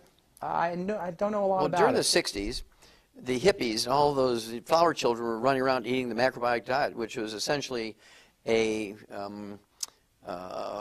German cleansing diet that was made from brown rice and steamed vegetables. It was only supposed to be done for 2 weeks, but they felt good on this stuff, right? And so they added a little bit of fish to it, maybe some eggs, so you get enough protein so you could live on it forever. And, I mean, these people were solving problems like eczema, asthma, were all going away in this macrobiotic diet. And they said, it's the magic of the brown rice. No. It's because they gave up wheat. That's okay? Interesting. And there was this Michio Kuchi who popularized, he's a Korean guy who popularized the macrobiotic diet. He had terminal pulmonary tuberculosis. I mean, 90% of his lungs were filled up with tubercle abscesses, and he was beyond hope, according to the doctors, right? He got on the macrobiotic diet, and 3 months later, he's gluten-free, he's cured. That's a great story. Now, I don't know if people really recognize that you are a prolific writer, and you write some great books. You write some great books, and what I like about your books is how you pull together all these disparate fields, these disparate sciences, anthropology and sociology and history and economics and nutrition and chemistry and biology. You pull the whole thing together. And you got a great story, and I think it's in Hell's Kitchen. I'm not sure which one. I think it might be Hell's Kitchen, where we talk about the wood ash. Mm-hmm. And that's just a brilliant story about how people got the idea that you could actually get healthy by using ash. And you see, sometimes you'll see ash on in the ingredient decks or in the nutritional facts on dog food. And tell us a little bit about this whole idea of ash and minerals and how that works in terms of nutritional power and nutritional. Well, sure. Well, this goes back to the caveman. Was that Hell's Kitchen, by the way? Is that well, it was in Hell's Kitchen. There's a little bit of that in the book Rare Earths of Hidden Cures. Okay. And also a little bit in even Let's Play Doctor, Immortality. It's in all of it. Because in the old days, even in the caveman days, they had fires, right, for their fuel. Right. And the cave's going to get filled up with ashes. Right. So they had to throw it outside. It didn't take long to recognize that, where they were throwing those ashes, the green stuff, the leaves were twice as big than where it didn't get. So when they started gardens, they would throw the wood ashes into the gardens rather than just throw it down the stream or in the recycling bin to save the earth, right? They'd put it in the gardens. Well, wood ashes are not ashes. Wood ashes are really the minerals that the tree had sucked up out of the ground. And when you burn the wood for fuel, the minerals don't burn. So you have a powder in the fire pit, the fireplace, the wood stove. The ashes, the minerals that aren't burning. Yes, they put them in the garden. So then the okra and the tomatoes and the corn and the sweet potatoes and the beans and peas and cucumbers, suck it all up, eat your vegetables, your grains, you got it that way. You got your minerals in that fashion. Nobody made the connection yet. They were using it as a fertilizer, but they never made the connection. They were getting minerals from it. They never did that. But when I know the exact moment when everything changed. It was 3 o'clock in the afternoon, Monday, September 4th, 1882, when Thomas Edison pulled the switch on the first commercial electric generating plant. 3 o'clock in the afternoon, Monday, September 4th, 1882, he pulled the switch on the first commercial electric generating plant on Pearl Street in New York City on the bluff overlooking the construction of the Brooklyn Bridge. Within 10 years after that, every city dweller had switched over to electricity for heating and cooking. So how many wood ashes? They didn't need any more wood ash. No, they needed them, but how many wood ashes were left over when you cooked and heated with electricity? Nothing. Zero. So what did they do to replace all those minerals they'd been getting for thousands of years? Nothing. They got sick. They got sick now for diseases they never heard of before. Oh, how interesting. So with electricity. Yeah, it just displaced were our source of minerals. That's interesting. It was sort of a change of just like right now, you can't hardly find a payphone in an airport because of cell phones have replaced it. Newspapers are going away because all the little classified ads are going away because of the cell phones and eBay and all that kind of stuff, right? So is the postal service going away because of email. Yeah. Okay. Well, the same thing happened when you had the electric stove come along. There's no ash anymore. No ash anymore. but they didn't make up the difference. Nobody knew to make up the difference. And so wood ash has been, when you look at the top, and this is where the book Immortality comes in, we looked at the top 20 longevity cultures on Earth. We did it through National Geographic. We read 60 years worth of National Geographics, because we knew we'd have to spend millions of dollars of our personal money and years and years and years. And then people would say, well, Wallach, we don't believe this one, and we'd argue about that one. So we took everything from the National Geographic, give them plenty of credit and so forth. We used their pick of the top 20 longevity cultures. We have 40 times 100-year-olds. They have 100-year-old per 250 population. We have 100-year-old per 10,000. Wow. Okay? Which cultures? Well, we were talking about things like Sardinians, the Nicoyans in the Pacific coast to Costa Rica, really weird places you never heard, Okinawans, right? And so the Hunzas up on the Pakistani border with China. Lake Titicaca. Yeah, the Titicacas and that kind of stuff. It was really, really weird. All top 20 longevity cultures are third world cultures. They're illiterate. They have no doctors, no medical system. They have no utilities. Glacier milk. What do they have? Well, I thought that's what it was in the beginning, but the universal thing that they picked was they all use wood for fuel. Oh. And by dumb luck, pharmacist Ben, by dumb luck, when you looked at the agricultural schools at the universities in the countries in which these cultures exist, by actual analysis of the land that they grew their food on, and they got the trees that they use for wood, for fuel, they had 60 minerals in their soil. By dumb luck. By dumb luck. Yeah. That's great. All right, we talked to our friend Aaron just a few minutes ago, and he's an amazing testimony to everything you talk about. He lost 100 pounds. Everybody wants to lose weight. Obesity is ridiculous. We're the number one obese nation in the world. We're the starving obese. We are. It's crazy what's out there. By 2030, they estimate 50%, not overweight, doc, obese. Okay, so how can we use the Mighty 90 to lose some weight, especially now with Christmas and Thanksgiving? How can folks use the Mighty 90 to lose some weight? Well, again, pharmacist Ben, we're the number one obese nation in the world. We spend more money for health care than all the nations of the world combined, yet we're the number one obese nation in the world. What's going on here? What that tells you, you don't have to be too bright to stand back and say, how could we be the number one obese nation in the world? What does it say about the level of understanding of obesity by our doctors and our government? They know nothing. Nothing. Otherwise, we'd be number 204, right? We'd be the thinnest people on earth and the healthiest. But we're number one obesity because they know nothing about obesity. In their theory, you know what I'm saying? In their theory, obesity is caused from lack of exercise and a disease of excess. You're eating too much. Right. Because they think that we're like an oven. They think if you eat carbohydrates at only 4.5 calories calories in, calories out. Exactly, 4.5 calories per gram as opposed to 9 calories per gram for fat. You can't buy fat. It's fat-free, low fat, no fat. Right, but we're still fat. We're still obese. Okay, and that's because it is not a disease of excess and it's not a disease of lack of exercise. When you're obese or even overweight, it's a disease of deficiency. You're deficient in a couple of minerals. So obesity is actually a deficiency disease? Yes, okay. Obesity deficiency is a disease of a couple of minerals. All right. And the symptom of the deficiency of these couple of minerals is the munchies. Ah, so you can cure the munchies by using these? Oh, yeah. So what are the minerals? Well, I won't tell you yet. Because if I tell everybody, what I want them to do is get that book, Hell's Kitchen, and read the whole story. Okay, so it's just a couple of minerals that will take care of the munchies. Well, there's two minerals. If you have those deficient those two minerals, you're going to be one of these people who weigh 600, 800, 1,200 pounds. But any mineral deficiency, not vitamin, you can be deficient in all the vitamins you want and you won't gain weight. Huh, it's mineral deficiency. It's a mineral deficiency. In horses, it's called cribbing. They chew on the fence. Right. How about pica? Is that what pica is? Pica. Pica, yeah. And little kids will eat dirt and stuff like that. Yep. Yeah. It's because of a mineral deficiency. Huh. Only. So when people have the munchies, their body is the body's wisdom is let's go get some minerals, and they're trying to find these minerals. You're driving you to eat something to find the minerals. Yeah. Okay. So using the Mighty 90 and using these minerals will take care of the munchies and take care of the weight loss. Suddenly now, if you just get on the Alex Pack, take the 90 essential nutrients, right, you'll lose 10, 15, 20 pounds in a month. We see this all the time. Yeah, without even thinking. Yeah. Because suddenly now, your portions are automatically get smaller because you're tired of throwing food away. Yeah.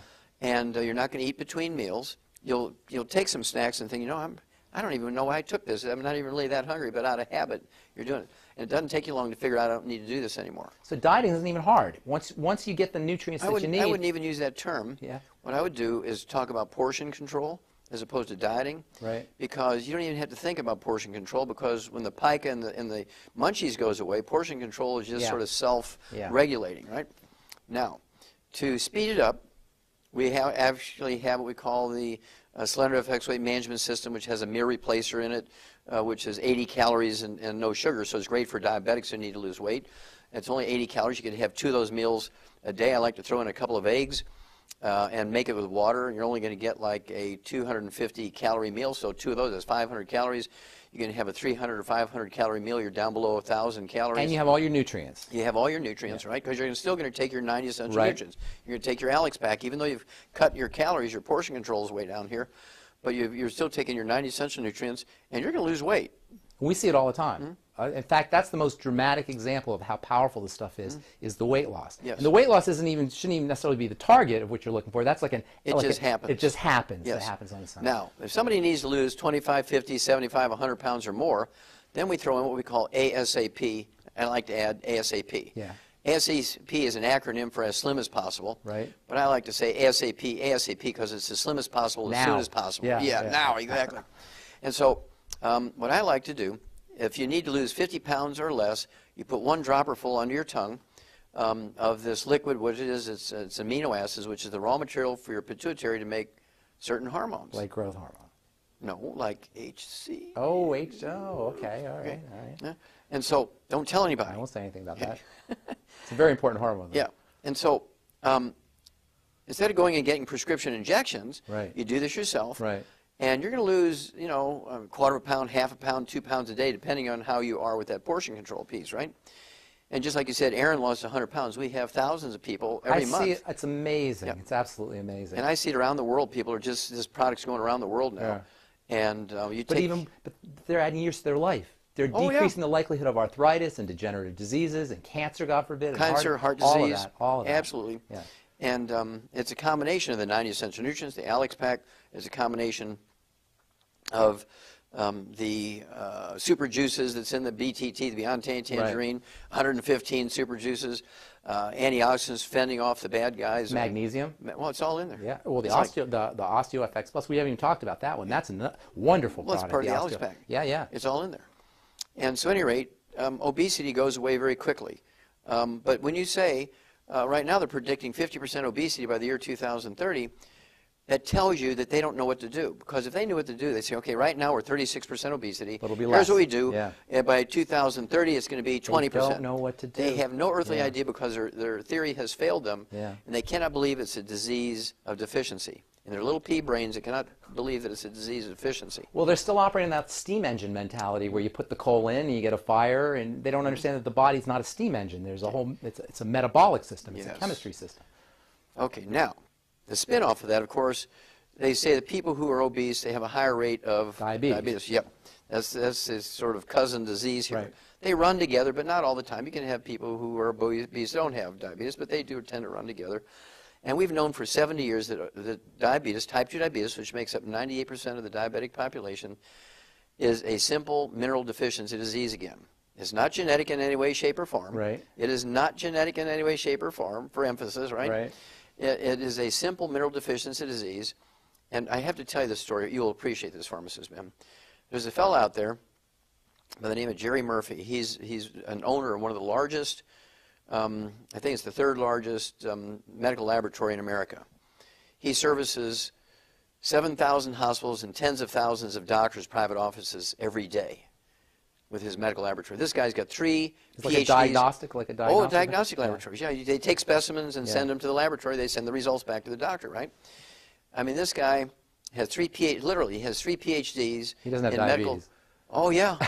He had terrible brittle diabetes. I mean, his blood sugar is off the chart, even with injectable insulin. And he knows about all this stuff. Well, he has access to the finest endocrinologists, the cutting edge of research on what you do for diabetes, all the drugs. I mean, he knows everything about diabetes the medical system knows. Well, a mutual friend introduces us. And because I've been talking about diabetes for 25, 30 years, right?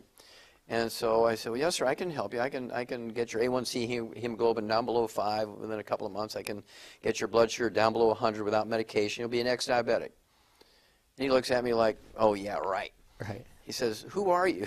So I had to introduce myself a little bit. He said, well, I don't believe you.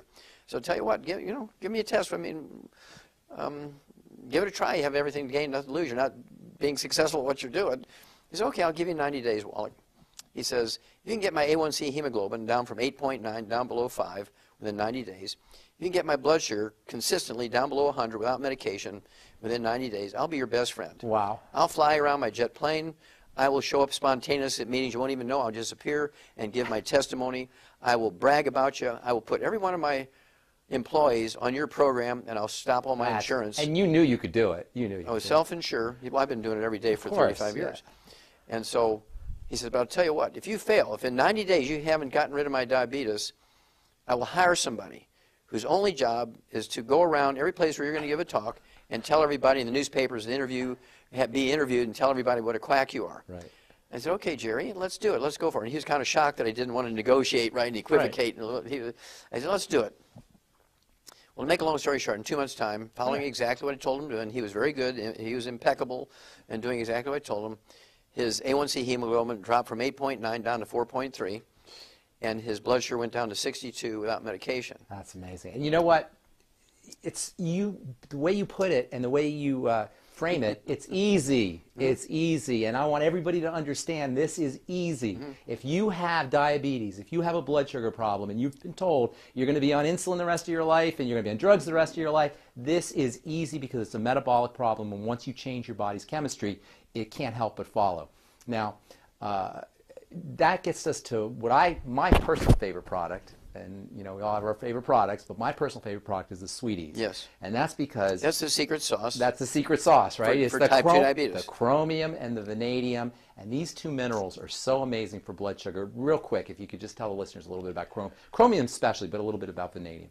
Well, these two minerals have been known, again, for 70 years to support your body's ability to metabolize carbohydrates and fats and sugars at the cellular level, support healthy blood sugar, by sensitizing your cell membranes to insulin.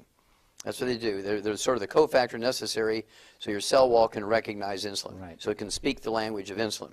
People who have type 2 diabetes, contrary to what doctors tell their patients, when you have type 2 diabetes, you're making as much as 10 times more insulin than a non-diabetic. It's resistance to the insulin. Exactly. So the insulin level is going up because your body keeps trying, right. keeps pumping out more, saying, why aren't you responding? Well, that's because you're missing that key. It's kind of like the combination on a combination lock. And if you take this along with the 90 essential nutrients, right. by themselves you'll get okay results. But if you take those two by themselves, you'll be unhappy. You say, well, that Wallach thing didn't work. You must take them along with the 90 essential nutrients. The B vitamins, the vitamin C. And all 90 essential magnesium, nutrients. right. In their theory, you know what I'm saying? In their theory, obesity is caused from lack of exercise and a disease of excess. You're eating too much. Right. Because they think that we're like an oven.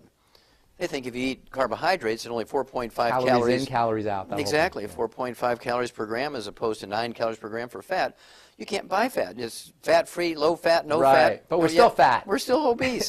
Okay, and that's because it is not a disease of excess and it's not a disease of lack of exercise. When you're obese or even overweight, it's a disease of deficiency. You're deficient in a couple of minerals. So obesity is actually a deficiency disease? Yes, okay. Obesity deficiency is a disease of a couple of minerals. All right. And the symptom of the deficiency of these couple of minerals is the munchies. Ah, so you can cure the munchies by using these? Oh, yeah. So what are the minerals? Well, I won't tell you yet. Because if I tell everybody, what I want them to do is get that book, Hell's Kitchen, and read the whole story. Okay, so it's just a couple of minerals that will take care of the munchies. Well, there's two minerals. If you have those deficiency of those two minerals, you're going to be one of these people who weigh 600, 800, 1,200 pounds. But any mineral deficiency, not vitamin, you can be deficient in all the vitamins you want and you won't gain weight. It's mineral deficiency. It's a mineral deficiency. In horses, it's called cribbing. They chew on the fence. Right. How about pica? Is that what pica is? Pica. Pica, yeah. And little kids will eat dirt and stuff like that. Lead paint. Yeah. That's because of a mineral deficiency. Only. So when people have the munchies, their body is the body's wisdom is let's go get some minerals, and they're trying to find these minerals. You're driving you to eat something to find the minerals. Yeah. Okay. So using the Mighty 90 and using these minerals will take care of the munchies and take care of the weight loss. Suddenly now, if you just get on the Alex pack, take the 90 essential nutrients, you'll lose 10, 15, 20 pounds in a month. We see this all the time. Yeah, without even thinking. Yeah. Because suddenly now, your portions are automatically get smaller because you're tired of throwing food away. Yeah. And you're not going to eat between meals. You'll take some snacks and think, I don't even know why I took this. I'm not even really that hungry, but out of habit, you're doing it. And it doesn't take you long to figure out I don't need to do this anymore. So dieting isn't even hard. Once you get the nutrients that you need. I wouldn't even use that term. Yeah. What I would do is talk about portion control as opposed to dieting. Right. Because you don't even have to think about portion control, because when the pica and the munchies goes away, portion control is just sort of self-regulating, right?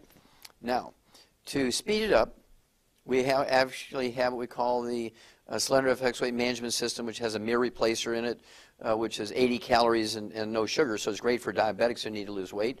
It's only 80 calories. You can have 2 of those meals a day. I like to throw in a couple of eggs and make it with water. You're only going to get like a 250 calorie meal, so 2 of those is 500 calories.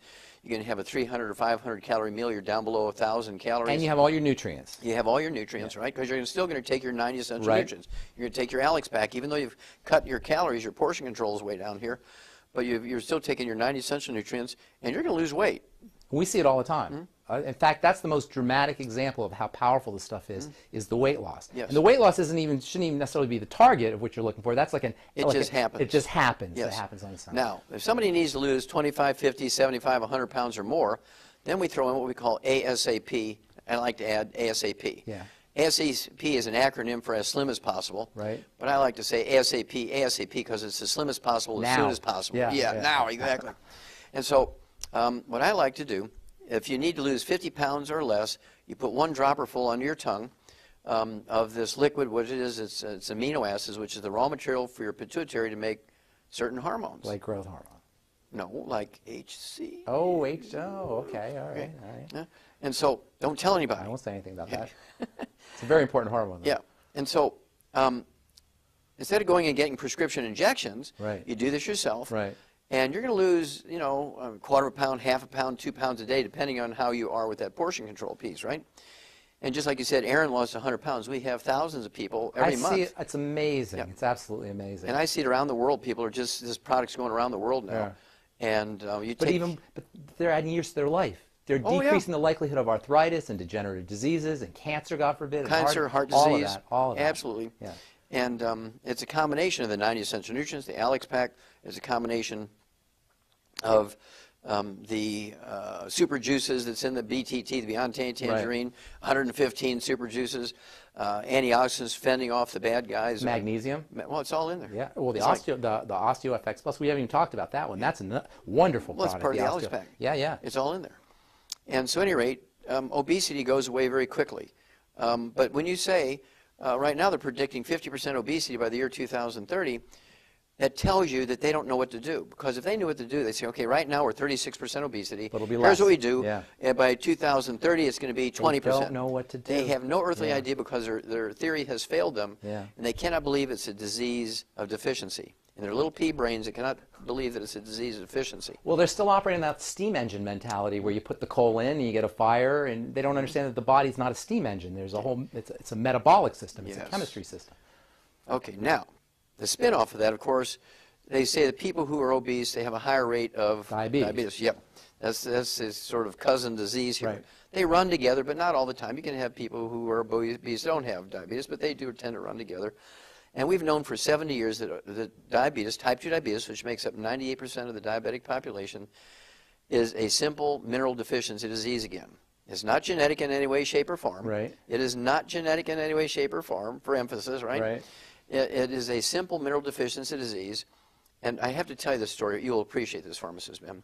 There's a fellow out there by the name of Jerry Murphy. He's an owner of one of the largest, I think it's the 3rd largest medical laboratory in America. He services 7,000 hospitals and tens of thousands of doctors' private offices every day with his medical laboratory. This guy's got 3 PhDs. Like a diagnostic Oh, diagnostic laboratories. Yeah, they take specimens and send them to the laboratory. They send the results back to the doctor, right? I mean, this guy has 3 literally, he has 3 PhDs. He doesn't have in diabetes. medical. Oh, yeah. He had terrible brittle diabetes. I mean, his blood sugar is off the chart, even with injectable insulin. And he knows about all this stuff. Well, he has access to the finest endocrinologists, the cutting edge of research on what you do for diabetes, all the drugs. I mean, he knows everything about diabetes the medical system knows. Well, a mutual friend introduces us. And because I've been talking about diabetes for 25, 30 years, right? And so I said, well, yes, sir, I can help you. I can get your A1C hemoglobin down below 5 within a couple of months. I can get your blood sugar down below 100 without medication. You'll be an ex-diabetic. And he looks at me like, oh, yeah, right. Right. He says, who are you? So I had to introduce myself a little bit. He said, well, I don't believe you. So tell you what, give me a test. I mean, give it a try. You have everything to gain, nothing to lose. You're not being successful at what you're doing. He said, okay, I'll give you 90 days, Wallach. He says, if you can get my A1C hemoglobin down from 8.9 down below 5 within 90 days, if you can get my blood sugar consistently down below 100 without medication within 90 days, I'll be your best friend. Wow. I'll fly around my jet plane. I will show up spontaneous at meetings you won't even know. I'll just appear and give my testimony. I will brag about you. I will put every one of my employees on your program, and I'll stop all my insurance. And you knew you could do it. You knew you I was self-insured. Well, I've been doing it every day for 35 years. And so he said, but I'll tell you what, if you fail, if in 90 days you haven't gotten rid of my diabetes, I will hire somebody whose only job is to go around every place where you're going to give a talk and tell everybody in the newspapers, be interviewed and tell everybody what a quack you are. Right. I said, okay, Jerry, let's do it. Let's go for it. And he was kind of shocked that I didn't want to negotiate, right, and equivocate. Right. I said, let's do it. Well, to make a long story short, in 2 months' time, following exactly what I told him to do, and he was very good. He was impeccable in doing exactly what I told him. His A1C hemoglobin dropped from 8.9 down to 4.3, and his blood sugar went down to 62 without medication. That's amazing. And you know what? It's the way you put it and the way you frame it, it's easy. It's easy. And I want everybody to understand this is easy. If you have diabetes, if you have a blood sugar problem, and you've been told you're going to be on insulin the rest of your life and you're going to be on drugs the rest of your life, this is easy because it's a metabolic problem. And once you change your body's chemistry, it can't help but follow. Now, that gets us to my personal favorite product. And, you know, we all have our favorite products, but my personal favorite product is the Sweeties. Yes. And that's because... That's the secret sauce. That's the secret sauce, right? It's for type 2 diabetes. The chromium and the vanadium. And these two minerals are so amazing for blood sugar. Real quick, if you could just tell the listeners a little bit about chromium especially, but a little bit about vanadium. Well, these two minerals have been known, again, for 70 years to support your body's ability to metabolize carbohydrates and fats and sugars at the cellular level, support healthy blood sugar, by sensitizing your cell membranes to insulin. That's what they do. They're sort of the cofactor necessary so your cell wall can recognize insulin, right. So it can speak the language of insulin.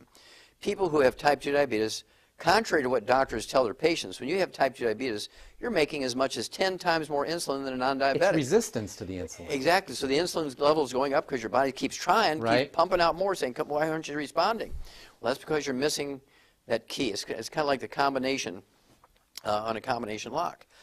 And if you take this along with the 90 essential nutrients, by themselves you'll get okay results. But if you take those two by themselves, you'll be unhappy. You say, well, that Wallach thing didn't work.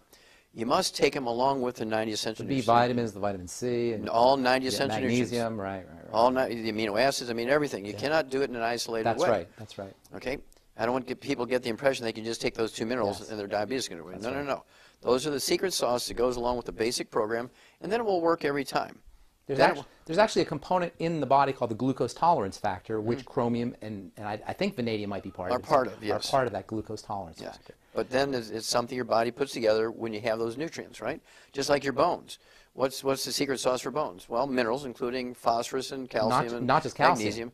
Well, no, your bones require all 90 essential nutrients. 90 essential nutrients. So if you just take calcium, you'll still get osteoporosis and fractures and arthritis. That's such an important point. You can't say that enough. It is the entire spectrum of essential nutrients, and that's why the term the mighty 90 is so important. It's not just one nutrient. As important as chromium is, and as important as vanadium is, and as important as calcium is, it's the entire spectrum of nutrients that you need. You cannot make an angel food cake with McCormick's liquid vanilla extract by itself. Right. You can get an angel food crepe, as you said. Well, you wouldn't even get a crepe with just the extract, right? But we can make a town diabetes-free in 60 days. Isn't that amazing? Diabetes is probably one of the easiest things to reverse. And you know what's interesting is you could be a hero so fast when you get people like this guy you're talking about, Jerry. You can be a hero so fast simply by putting people on these kinds of essential nutrients. And how much death and destruction and just nightmares does something like diabetes cause in this country? Well, next to obesity is the biggest single cost factor in medicine today. 1/3 of Americans, 30% of Americans have type 2 diabetes. And how many pre-diabetics? Well, that's scary, isn't it? Right? Another 1/3. Right? So you're talking 2/3 of a country that spends more money than any other... all nations combined. Combined, right? we spend more money than any other country in the history of the planet. All nations combined, not any country. All nations. Ever in history, and we are the sickest culture in the history That's of the right. planet. And something as simple as supplementing with nutrition, making sure that you're eating correctly. Staying away from the bad things. Staying away from the bad things can make such a huge difference. It's been such an honor to talk to you. I can't even tell you, Doc Wallach. Thank you. so much. appreciate it. Thank you for, not just for me, but thank you on behalf of everybody that you've touched and everybody whose lives you've improved, everybody whose lives you've changed. You're just an amazing, amazing, amazing human being, and it's a pleasure. Well, I and appreciate you, honor. Pharmacist Ben. I really appreciate you because 15 years ago Don't you tell came about to my me. pants. Don't tell. You came to me and you said, I really want to learn from you how to use nutrition to help my patients and people I know, and you kept your word, and I'm very proud of you for that. Thank you. I appreciate it. Well, that's all the time we have for today. Thank you so much, everybody. It's been a pleasure and an honor. I'm Pharmacist Ben, Doc Wallach. Thanks a lot, buddy. Thank you. We'll talk again. Alex Jones here with a message that could revolutionize health in this country. Going back about a year and a half ago, I began to learn about the incredible health effects of Youngevity products. Aaron Dykes lost 92 pounds. We're going to show you some before and afters. Aaron, break down what happened, your story. I've worked really hard with diet and exercise to try to lose weight, but I just didn't get the results. It just didn't happen. Then I saw what you were doing with InfoWarsTeam.com. I wasn't even trying to lose weight, but I got it because I wanted to feel better energy. I wanted that nutrition. Didn't even understand how that could kickstart my own weight loss goals, but the products did that for me. I found myself suddenly losing weight, more energetic, wanting to exercise, wanting to eat the right foods. And they don't even advertise it as weight loss. I want to challenge our radio listeners to go to InfoWarsTeam.com. Sign up as a distributor and get wholesale pricing discounts at InfoWarsTeam.com.